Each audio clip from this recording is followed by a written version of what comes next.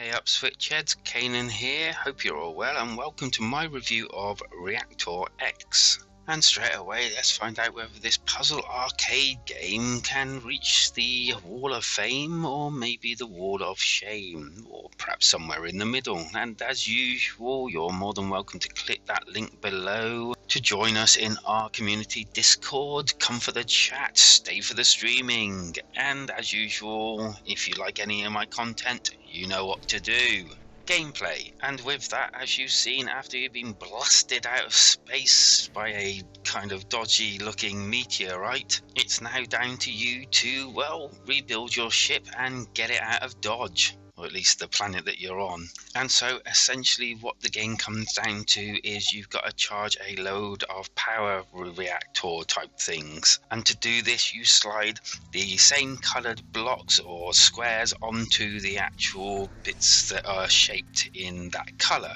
And I say in that colour because later on, or as you progress in the game, it kind of like throws different colours out at you and you have to essentially match the right colour to the right actual squares on the ground. Each of these blocks have like a different direction that their like reactor will sort of like power up. So some of them all sides, as in left, right, up, down, and some of them maybe left and right or up, down and right. And it's your task to basically try and make them match these shapes on the ground and obviously to their colour as well. And as if they're trying to make things more difficult for you, they then throw in the fact that there are lasers as well, and basically these squares kind of like need powering up, if you like, before you can take them over to the actual squares that you need to put them in order to kind of like start that sort of reactor. But be careful, because if you get caught in that laser beam you will die, and that's no good for anyone, especially for starting up your actual engines. The controls are quite well done, they're very simple, you just move left, right, up, down in these grid-based squares.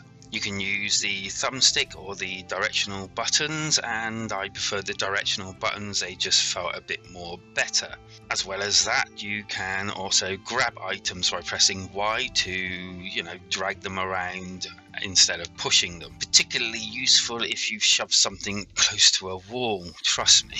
The game is relatively short but sweet, but then again it's only £4.49, and I suppose it'll last you getting stuck in everything an hour or so maybe. Although I will say if you're really good at these you'll probably fly through it within an hour.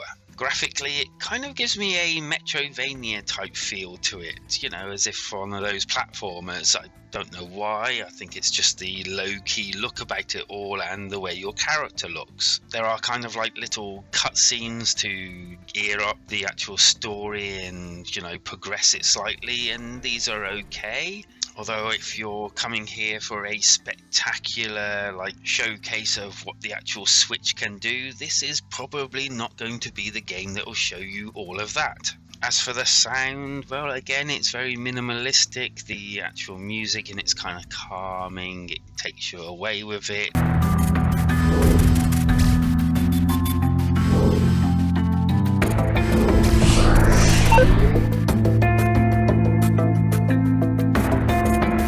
Doesn't do anything really special.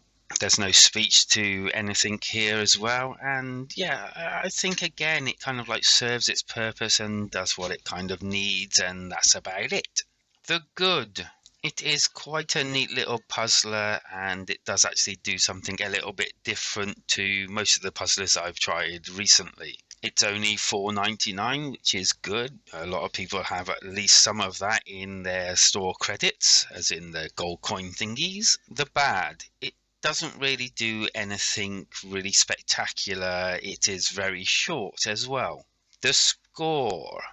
Okay, so I'm going to go for a 3 out of 5, and kind of like a middling to high-ish 3 out of 5. I think I got value out of the $4.99 or $4.49, and yeah, it didn't really do much for advancing the actual genre, but I did enjoy my experience here.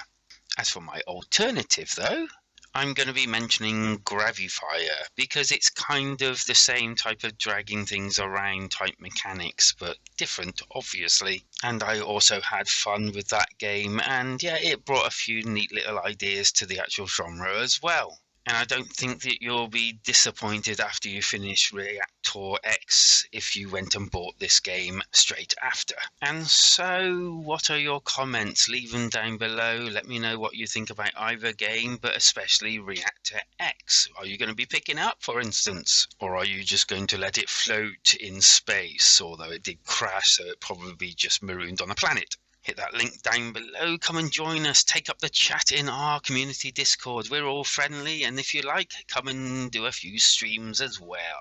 And if you enjoyed any of my actual content, then you're more than welcome to do what you're thinking of doing right now, because life is better when we switch together.